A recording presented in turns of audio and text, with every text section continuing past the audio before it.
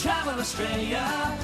Over a century of Australian farming history is now on show across half an acre of undercover exhibition space at the Farmshed Museum and Tourist Information Centre. The museum is owned and managed by the Kadina branch of the National Trust of South Australia and lays claim to the country's most comprehensive collection of dry land farming equipment.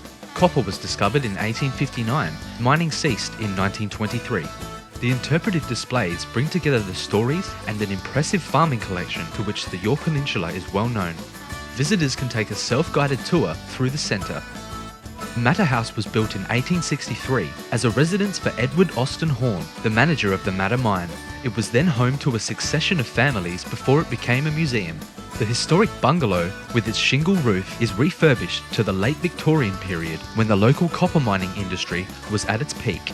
The next exhibit, known as Kadina's Story, depicts the social history of the town. From the founding of Kadina in 1861, it traces a century of development using thematic and photographic displays. This display explores the contribution of women on the dryland farms and the social impacts farming had on the families.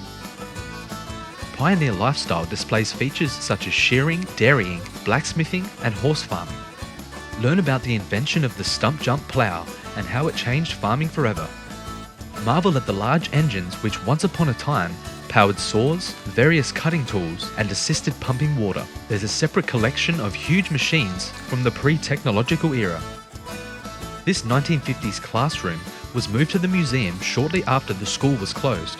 The schoolhouse is furnished as a typical rural classroom of the era. Don't miss the varied vintage farm vehicles, horse-drawn and motor-powered. This building from Cunliffe serves as a reminder of the importance of the communications in the rural communities of the past. With so much more on offer, it's a must for those who are in the Copper Coast region.